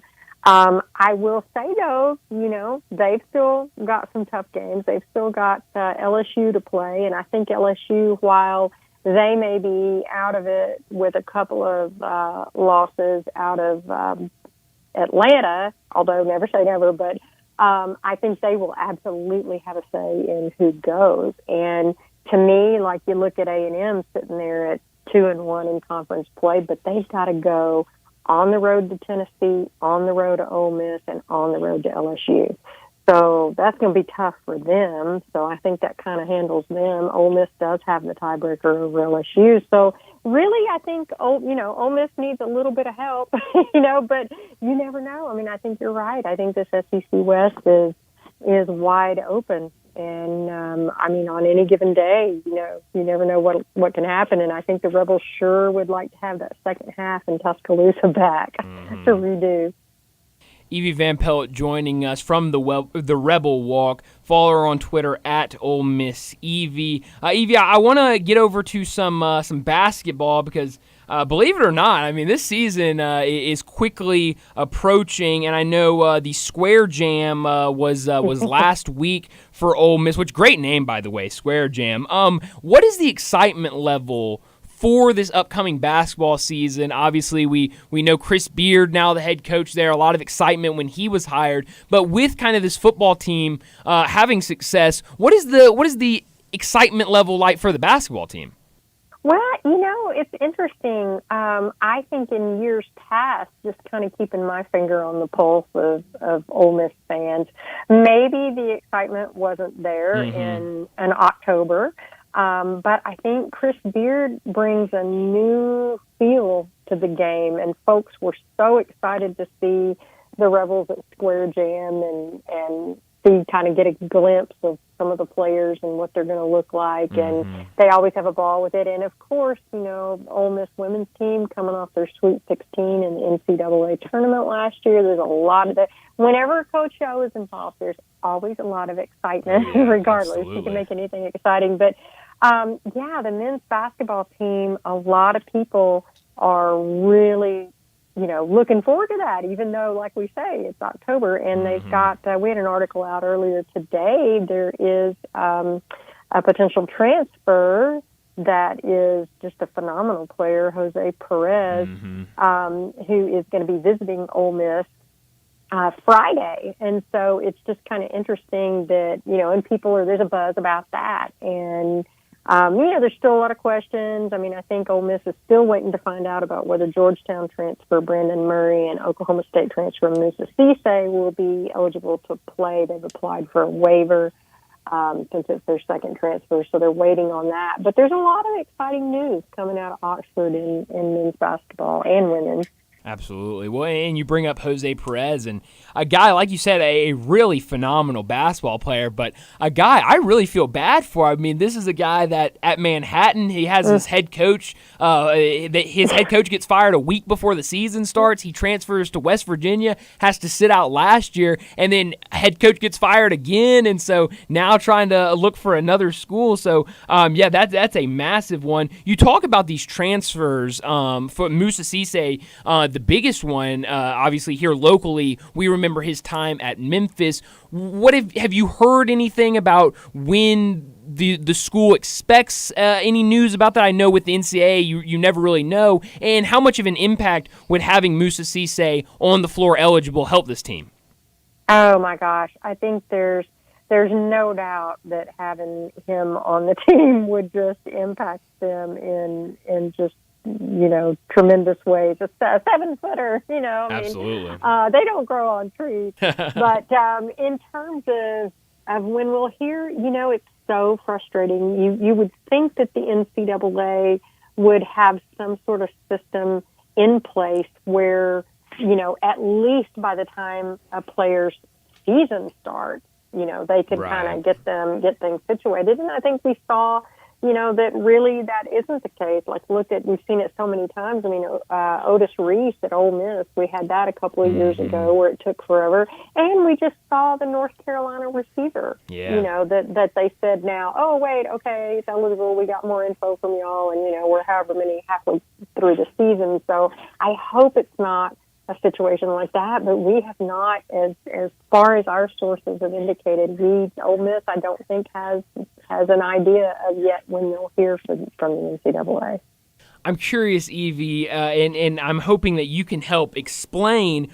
I know this has been popular with Chris Beard at all of his stops, Texas Tech, at Texas, and now he's bringing it to Ole Miss. What are the fireside chats with Chris Beard? What is that about? Is he talking hoops? Is he just kind of just talking, hanging out? Well, what are these fireside chats? Yeah, I mean, it's just kind of I think it's a way for him to connect with the student body that's really, really important to him. Yeah. And I think what he did is, at Texas Tech and then at the University of Texas, he created some of the best student section atmospheres in college basketball. And so I think they're just kind of just what it sounds like. There's kind of a laid-back show with Beard and a guest or two sitting around a fire pit or a fireplace. And sometimes he hosts students. I mean, some of his players, people of interest related to the program. I think at Texas when he was there, he had Matthew McConaughey on. Wow. Huge get. Wow. Yeah. So it's just kind of a personable show. It's not like basketball breakdowns or pregame shows, but he just kind of gets to know the guest of the podcast and then talks about his own personal experiences and such. So, that's going to be something really to look forward to, and I think Ole Miss students are really excited about it. Yeah, that's really cool. I know, like I said, that this is something he's done at all of his stops, and I saw his first one, I guess, was a couple weeks ago and had Marshall Henderson on with him. So I thought that was awesome to kind of start off with a bang with Marshall. Last thing for you, Evie. I've heard a lot of people talk about this. Friends of mine that are Ole Miss fans or go to Ole Miss, or just people in college basketball have been talking about this, that Ole Miss is going to go back to the Tad Pad this season and hosting a game November 17th, I believe. What do you make of the idea? I believe, was this an idea by Chris Beard? Was this an idea by the athletic department? Whose idea was this to go back to the Tad Pad? And what are your thoughts on them going back? I think you're right. They're going to host Sam Houston State on November 17th, their first throwback game. They're going to be honoring former head coach Rob Evans, who won National and Conference Coach of the Years in 1997 and was head coach for 6 years. And it was actually Coach Beard's idea. Oh, wow. And I think, we've visited with him, and he's expressed the importance of wanting to bring former players, back into the program. And, he has such a respect for the former coaches that were there. And I think he just wants this to be, we're all in this together. And so that's going to be a fun game to watch. I can't wait for that one. Yeah, that's really cool. I love the idea, and I mean, now talking about this, the throwback game and the fireside chats, I really like what Chris Beard is doing, just trying to get everybody, the past, present, future students, former athletes, trying to get everybody involved and excited around an Ole Miss basketball team. But Evie, thanks so much for joining us. Enjoy the off week for Ole Miss football, and we'll talk to you again next week. Okay, thanks so much for having me. Y'all have a great rest of your week. Thanks, Evie. Right back at you. Evie Van Pelt from the Rebel Walk joins John every single Thursday to talk Ole Miss athletics. Like I said, you can follow her and should follow her on Twitter at Ole Miss Evie. Also, go over to the Rebel Walk. I'll tell you, I a lot of times in really anything, when I'm looking up stuff for an opponent Memphis is playing or just looking at, I'm interested in a team and look up, there's very few newspapers, like 247 pages that give you free access to stories about the team, that you can get information about these teams. I remember yesterday, I was trying to look up stuff about Tulane. The only thing I could find for Tulane football was the newspaper down in New Orleans, and good for them, charging for the newspaper. Those reporters, they do a fantastic job. They deserve to be paid for their work. But it's behind a paywall, can't read anything. The Rebel Walk has great information, and very accessible for all sports: football, basketball, baseball, and even women's basketball, volleyball, soccer. I mean, they have it all covered at the Rebel Walk. So if you're an Ole Miss fan, definitely check them out. But look, Zach. I mean, I'll tell you, I'm excited for college basketball, but I'm really excited to see what Chris Beard can do down at Ole Miss. Yeah, like he, at every stop. Texas Tech, Texas, like he has put together winning programs. Absolutely.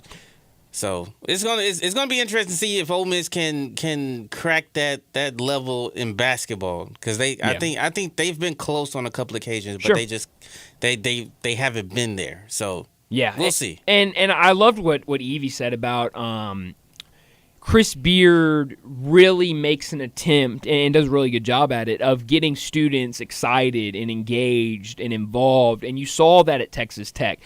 Jay Morgan, as many people know, started his collegiate career at Texas Tech and was part of that basketball program. And he has told me stories of they were not very good when he was there. I think it was one of Tubby's first years at Texas Tech, and they were not very good. And he told me plenty of times of students wouldn't show up. Students weren't really interested in coming to the games. There's like nothing to do in Lubbock, Texas. It's like in the middle of nowhere. College town. Yeah, college town for sure. College town. And so the fact that Chris Beard can get everybody, and you saw when by the time Chris Beard left for Texas.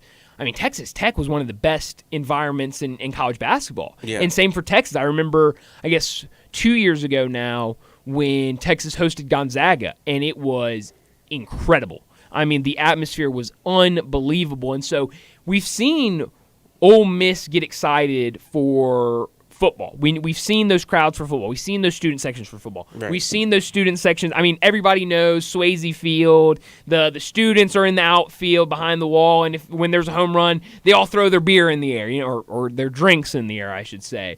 And so we know that student base is active and is engaging and wants to be a part. So I think getting them excited about Ole Miss basketball, and I think Chris Beard is going to bring in very talented players and are going to have some very competitive rosters. So I love that he's going out there and trying to get the students involved, also getting the older crowd involved, getting some of those former players, some of those former coaches, kind of the older Rebel fans that maybe remember the good old days in the Tad Pad.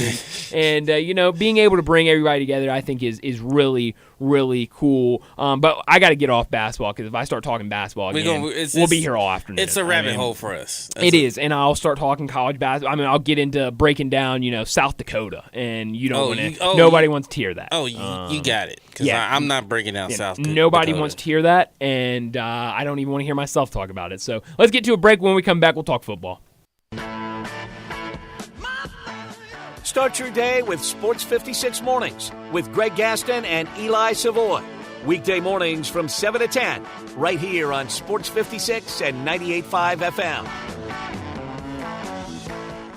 Start your day the right way at La Palapa with the biggest, baddest breakfast burrito around. Chorizo, cheese, rice, beans, and eggs served with fresh salsa, and it's served all day. La Palapa has daily lunch specials, all served with rice and beans, 10 a.m. to 2 p.m. Try a torta, breaded chicken, steak, chorizo, or ham served with mayo, avocado, lettuce, tomato, and jalapenos, all in a hoagie. Plus amazing soups and dinner entrees, all at La Palapa, 5255 Summer Avenue. La Palapa, the little hut with big taste.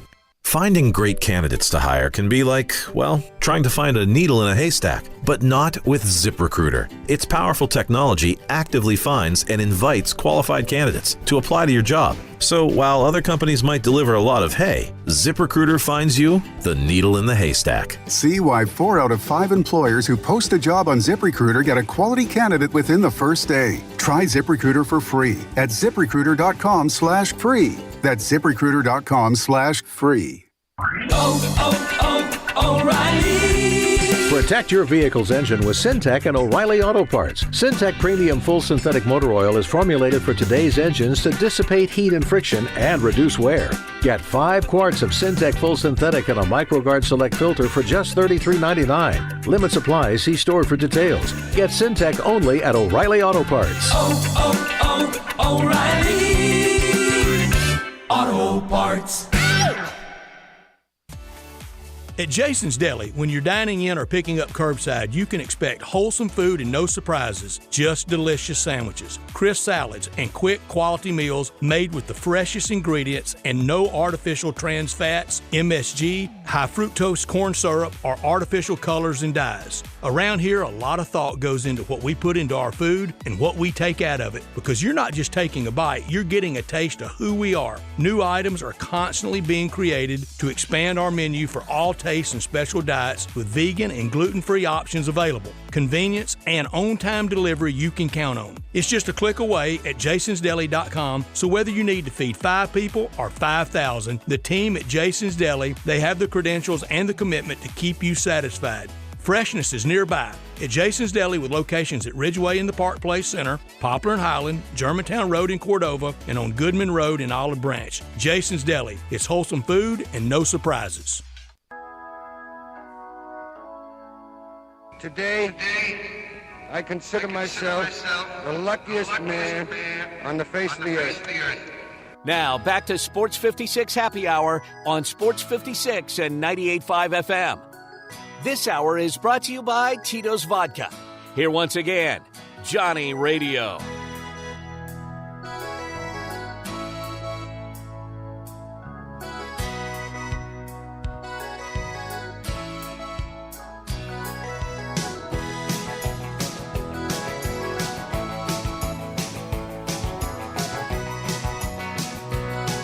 We're back into Happy Hour with Johnny Radio. No Johnny Radio today. He'll be back on Monday, back from vacation. Bryant Dakius, Zach Boyd, in for him in his absence. Also in for Jay Morgan in his absence. Well, Zach, we got NFL back tonight. It's back, baby. Yes, it is.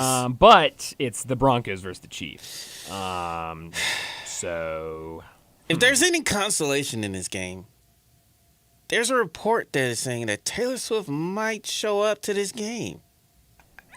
You know, if there's people that keeps up with this type of stuff, I'm not one of them. It feels like that's really died down over the last couple weeks. Nah, it's never died down. Has it not? It seems. I mean, she didn't show up.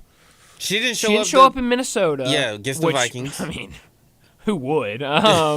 But she was there against the Jets, I guess, and then she was there against the Bears.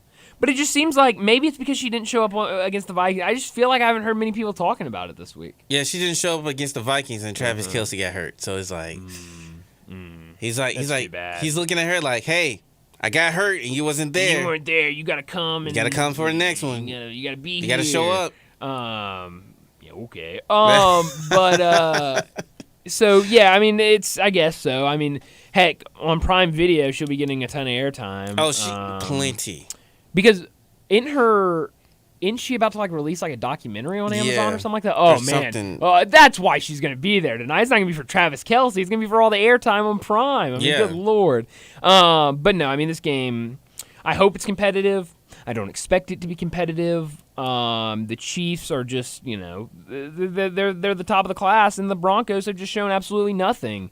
The one win they have was against the Jets, and so against the Bears, and that they had to come back by like 20 points to win that game. So, I don't expect much from the Broncos tonight. One thing I have found interesting, though, with this week of the NFL is all of the like big lines we have this weekend. I was looking at, I think, 7 points or greater. There are a ton. Broncos Chiefs 10.5 right now for Kansas City. 49ers Browns. 49ers on the road, a 7.5 point favorite. Dolphins Panthers. Dolphins a 13.5 point favorite at home. Let's see. Cardinals Rams. Rams are a 7 point favorite at home. Eagles Jets. Eagles are a 7 point favorite on the road. And Sunday night, Giants Bills. Bills are a 14.5 point favorite. So that's 6 games this weekend where the spread is 7 points or more, which is incredible for the National Football League. Yeah, and it makes it easier for all the betting parties because they know, like, okay, yeah, there's a guarantee game that. I mean, does it though? I mean, I don't know if I want to lay double digits in any NFL game. Giants and Bills, even though the Bills haven't looked good, like they're gonna be without Daniel Jones. The question is Daniel Jones even playing? Exactly. I don't think he's playing. He got injured in that last game, and so that's probably why this line is so big. So Ian Rappaport an hour ago, quarterback Daniel Jones with a neck injury appears to be heading in the wrong direction to play this week, which makes sense. So I didn't think it was very likely Tyrod Taylor will get the bulk of the work. He'll be the starter. I think they went out and signed maybe another quarterback. But, this wow. The Giants here, this another report that I'm seeing on Twitter from Ari Merov. The Giants, who are playing this week on Sunday Night Football versus the Bills, will be without quarterback Daniel Jones, tight end Darren Waller, left tackle Andrew Thomas, center John Michael Schmitz, wide receiver Wan'Dale Robinson, outside linebacker Azeez Ojulari, and offensive tackle Matt Pert. So that would be the reason that they are a 14-point dog on Sunday night. Take the Bills. Take the Bills and don't think twice about it. Take the Bills. Yeah. Take the Bills. Yeah, that might be the way to go. Unfortunately, that's the Sunday night football game. It is. So barn burner. Get ready. Get ready. That's right. Let Chris Collinsworth tell you like why the Giants' offensive line is not doing too well. That's right. When half their starters are above average. I mean, that's incredible. That many guys out. That is incredible. You might be right on that. But 14.5. I mean, you're now playing with beat them by 3 scores. Good Lord. Yeah. Some other games kind of interest this weekend, I think. Colts-Jaguars, again, we saw that game in Week 1. And, I got to say, I haven't said this all week, but I got to say, Anthony Richardson's going to be out. He's going to be out for the next 4 weeks after being placed on the IR, at least the next 4 weeks. Gardner Minshew is a heck of a backup to have on your team. He's unbelievable. As a backup, at least. But as a starter? Yeah. I mean, I think in terms of... But he solid backup. But would you start him? Oh, yeah, absolutely. I mean, I don't know if I'm like he goes out to free agency and I sign him to be my starting quarterback. Maybe. I was arguing that he should have started the season for the Colts. But in terms of like, you have a backup quarterback on your roster and your quarterback goes down and you got to turn to your backup, not many quarterbacks I'd rather turn to in the NFL than Gardner Minshew. Yeah. Showed it last week in their win over the Titans, having to come in and kind of hold that lead, and did a great job of it. But Anthony Richardson, I'm starting to get worried about him and the way he plays football and his health. He's not big enough, strong enough for you? No. I think big and strong aren't the problem.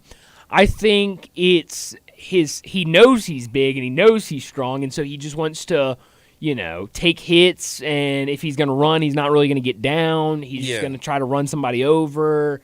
And you can maybe get away with that in college because not everybody's your size. In the SEC they are, but maybe in non-conference games you can do that. You can't do that in the NFL. Everybody's massive in the NFL. Yeah, that's the SEC effect. Yeah, it's very rare for an athlete of Cam Newton's size goes down and gets hurt immediately. Yeah, because Cam was fantastic. Oh, absolutely. 6'6", 245, 250, playing as a quarterback and can run between the tackles if he needs to. It's very rare for you to kind of translate that from SEC play into the NFL. You got to be an elite talent. Well, and he dealt with some injuries in college as well, but now this is his second injury in his rookie campaign. The first one, a concussion, I believe, if I remember correctly. This one is going to keep him on the sidelines, a shoulder injury, going to keep him on the sidelines for at least 4 weeks. I heard originally they said that this sort of injury takes about 4 to 6 weeks to recover from, so maybe after 4 weeks he'll be able to come back, but also maybe not. Just kind of looking at the games this weekend, I just mentioned that Colts-Jaguars game because the Colts beat the Jaguars in that Week 1 game. So something to keep an eye on in kind of that rematch. We start the morning again. The NFL loves international games. I mean, it loves international games. And we're going to get Ravens-Titans, 8:30 a.m. on NFL Network at Tottenham Hotspur Stadium again in London. Baltimore, a 4-point favorite. That could be an interesting game. I mean, both teams having to go over to London. Obviously, we know with the Jaguars over there, don't try to beat the Jaguars in a home game for them in London. But now both teams traveling. What's the real Ravens? Do we really know? I mean, it seems like every week we kind of get a different Ravens team. And on the other side, the Titans, I mean, can they get something going? And I just don't know. I mean, that could be a fun game right now. Like I said, the line 4 points. That could be one to watch on Sunday. Yeah, the Ravens receivers last week failed Lamar Jackson. Yeah. They completely failed. There's a lot of easy passes in the hands. Yeah. Drop them. Yeah. It's just too many of them. In order for Lamar to kind of reach that ceiling of he's a really good passer, you gotta catch the football when it's thrown to you. Absolutely. And there are a lot of catches. I know the deep ball to Nelson Aguilar. That's the one that everybody is going in on because again everybody hates Nelson Aguilar for some strange reason.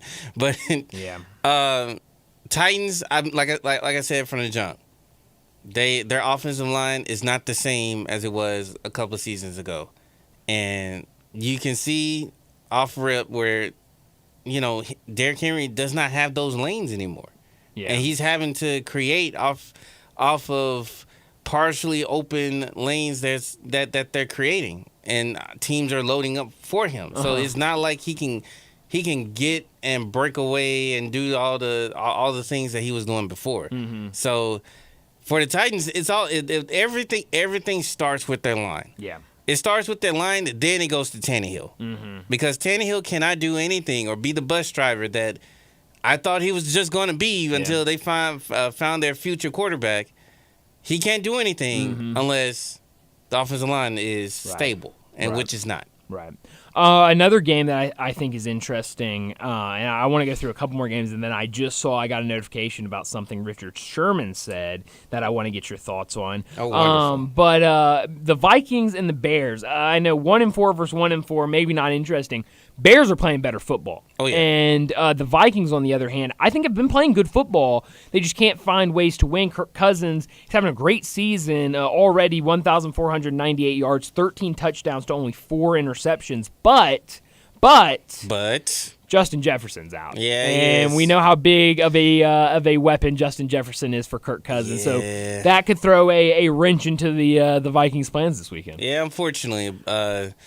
I know who they drafted. They drafted Jordan Addison from USC. And he's questionable as well this weekend. So, receiver depth might be a little questionable. I think Hockenson is questionable as well. I don't see him on the injury report. But let me look him up and see what. Because I know he got hurt during the game, but I'm not sure if he was questionable coming into it. But yes. It looks like T.J. Hockenson might be good to go. He might be good to go. So weapons are far and few in between for Kirk Cousins. So, and then Thursday night's performance from the Bears. Yeah. I forgot who they played Thursday night. The Commanders. Their performance Thursday night against the Commanders was really eye opening. It's amazing how you can give. Was it Justin Fields some time, and he can actually, make decisions and throw the ball really well. Yeah. I think hopefully that is a step in the right direction for them. Yeah. He and DJ Moore had a night Thursday night. Yeah. They had a night, and there's just nothing that they could do about it. The Commanders couldn't do nothing about it. So hopefully that carries over into this game against the Vikings. Yeah, hopefully, and so I think that would be an interesting game. Right now, I think the Vikings are a 2.5-point favorite. So, but that's something to keep an eye on this weekend because without Justin Jefferson in there, there's some serious question marks. T.J. Hockenson is back. Kind of got some action last week, but should be full go is what I'm seeing on Twitter. And I also saw I was looking for like T.J. Hockenson, making sure like. Is he 100%? Like, what are we feeling? How much of an impact will he make? And like one of the first stories I see when I go to news on T.J. Hockenson, 4 trades Vikings can make to embrace the tank for Caleb Williams. Of course it is. Of course. All right. Well, Zach, we need to get to a break here in a second, so I want to ask you about this. I got this story from CBS Sports. I got a notification on my phone, and I had to bring it up. This is the headline of it. Former NFL All-Pro rips Cowboy star CeeDee Lamb. He's not a number 1 receiver in this league. Would you like to take a guess at who the former NFL All-Pro who is ripping CeeDee Lamb is? I think you just told me. Who is it? That was Richard Sherman, right? Dag nabbit. I ruined that. My bad. Okay. This is what Richard Sherman said on Undisputed today. If you think he's a bona fide lining up out there at 1, then yeah, that's overrated, Sherman said. Skip Bayless pushed back and said that Lamb is definitely a number 1 receiver.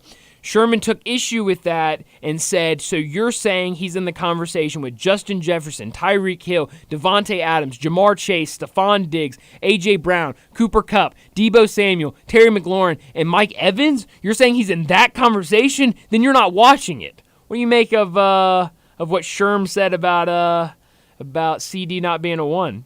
Said he'd be a great 2, just not a number 1. I think he could be a wide receiver 1. It's just... right now the offense is not really showing his skill set. Because I think, like I've always said that with CeeDee Lamb when he came out of the draft, like he could be a 1. Yeah. He's not right now. He's not the elite of the elites. Yeah. But he can be your wide receiver 1. You can win some games with him as your wide receiver 1. Right now, it's tough because teams know that hey. If we stop CeeDee Lamb, you might win the game. And that's what happens with the 49ers. They double-team CeeDee Lamb, and they force other guys to make plays. So what I'm hearing is the Cowboys need a new quarterback. No, I'm saying is the Cowboys need some more weapons. Well, they do need that. They need, hey, I feel more confident today, though, than I did on Monday after that loss against the 49ers. I'll tell you that. We'll tell you that. I've been the same. The 49ers are a good team. They are a good team. People really expect the Cowboys to come out and like dominate. No. Really good team. No, Zach. I just wanted them to be competitive. I wasn't asking for a win. I just wanted them to be competitive. That's fair. I agree with you on that. But I just think they really hyped that game up to be. If the Cowboys don't beat the 49ers, they're a terrible team. Yeah. And it's like, no, like they're going to be a good team. It's just the 49ers just got their number. Hey, I mean, they're a fantastic football team. You can't take anything away from the 49ers. They're fantastic. They're really good. They're really good at what they do. That system that Shanahan's running it's unbelievable. I don't know how. Yeah, I don't know how they're really doing it. It is really good. Well, we need to get to a break. When we come back, we will wrap up today's show. Be sure to follow us at Sports56 WHBQ on Twitter, Facebook, Instagram, and YouTube to watch live video of our shows, stay up to date with station events, and have chances to win prizes. Don't miss out on anything that's going on. Follow us at Sports56 WHBQ. What do you get when you have a dream, a beer, and a business plan? Meddlesome Brewing. Meddlesome's classic ales and lagers capture the true Memphis spirit. Strong, tenacious, and unforgettable. Meddlesome captures true Memphis spirit as well with community events including Ska-toberfest, Saturday, October 14th, with plenty of bands and plenty of brews like Memphis Style and 201 Hoppler. Meddlesome Brewing on Trinity in Cordova, just east of Shelby Farms. On tap and canned packages. Meddlesome Brewing. Never settle, always metal. Finding great candidates to hire can be like, well, trying to find a needle in a haystack, but not with ZipRecruiter. Its powerful technology actively finds and invites qualified candidates to apply to your job. So while other companies might deliver a lot of hay, ZipRecruiter finds you the needle in the haystack. See why 4 out of 5 employers who post a job on ZipRecruiter get a quality candidate within the first day. Try ZipRecruiter for free at ZipRecruiter.com/free. That's ZipRecruiter.com/free. Join us for the Memphis Police Department Hiring Expo Saturday, October 21st, 2023 from 11 a.m. to 3 p.m. at 170 North Main Street downtown. We'll be taking applications and interviewing candidates on site. Salary starting at $54,611, increasing to $60,713 after probation. Benefits include a $15,000 sign-on bonus, up to $10,000 relocation assistance. For more information or details, visit joinmpd.com. It's time for the Fall Haul at Northern Tool and Equipment. Get your hands on tough tools at prices that are tough to ignore. Got plans? Cancel them. Trucks in the shop? Borrow someone else's. Don't like saving money? Right. So head to the Fall Haul at Northern Tool. Back up the truck for the season's biggest event and save on generators, power tools, trailers, and more. Shop in-store or at northerntool.com. We're made for this. Looking for your next car? Give Car Corner a try. Car Corner, located at 2653 Mount Moriah. They specialize in cars under $15,000. Bad credit? No problem at Car Corner. CarCornerMemphis.com. That's CarCornerMemphis.com. They even have cash cars under $7,000. That's Car Corner at 2653 Mount Moriah. CarCornerMemphis.com. Look for the building with the teal green roof. Uncorn flavor, Corky's barbecue. Hi, Jimmy Stovall here with Corky's Barbecue. A great way to beat the heat this summer is to stop into Corky's for happy hour and let us pour you an ice-cold draft beer. Corky's has the best happy hour deals around with our selection of local craft beers on draft for only $2. And check out our appetizer specials, including dollar wings and half order of barbecue nachos. Stop into any Memphis area location Monday through Friday from 2 p.m. to 6 p.m. And if you're in East Memphis, check out our newly renovated location and enjoy our new patio. But you gotta be willing to take the hit and not pointing fingers saying you ain't where you wanna be because of him or her or anybody. Cowards do that and that ain't you. You're better than that. Now back to Sports 56 Happy Hour on Sports 56 and 98.5 FM. This hour is brought to you by Tito's Vodka. Here once again, Johnny Radio.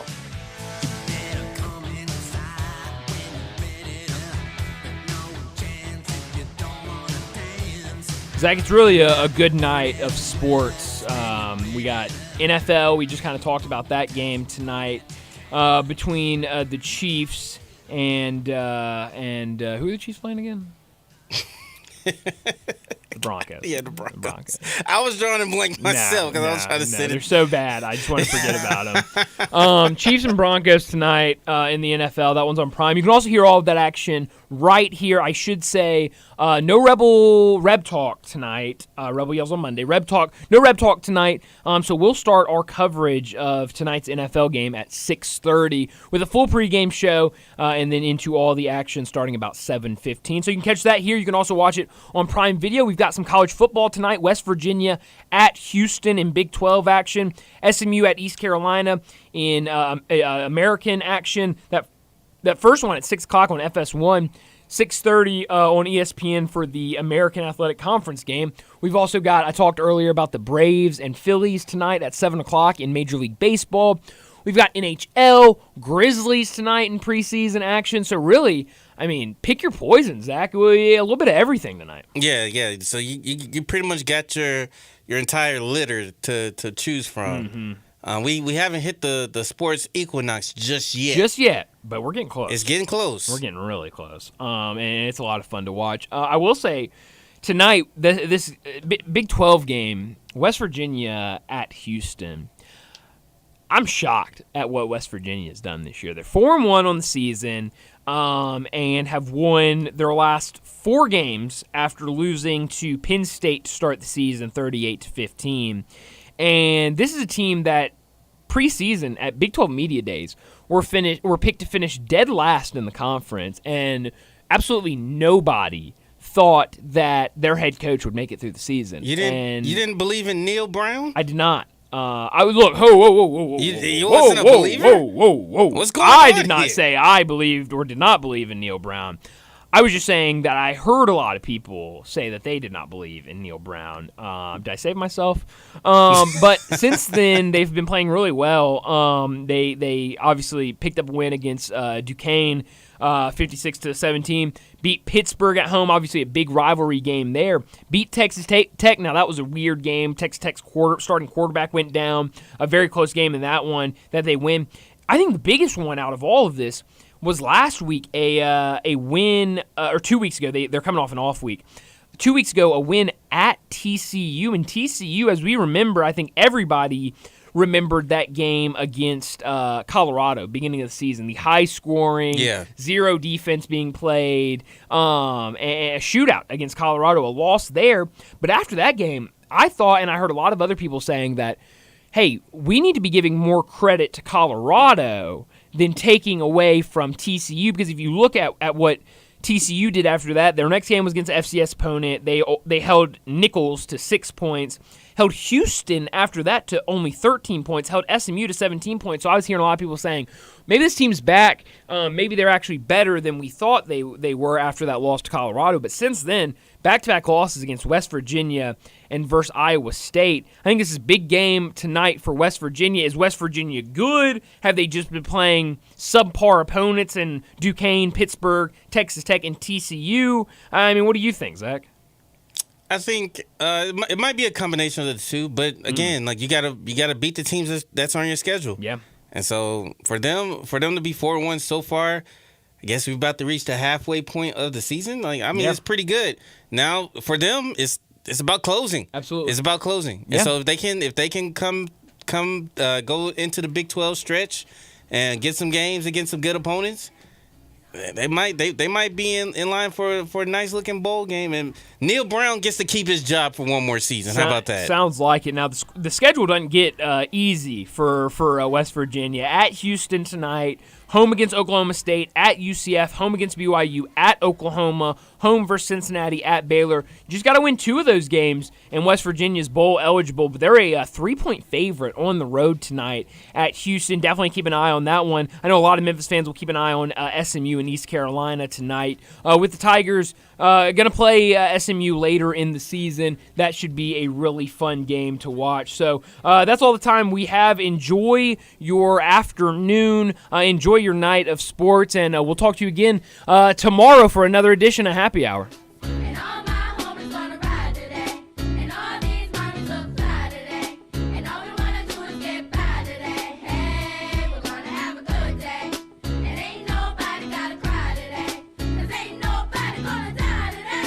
Save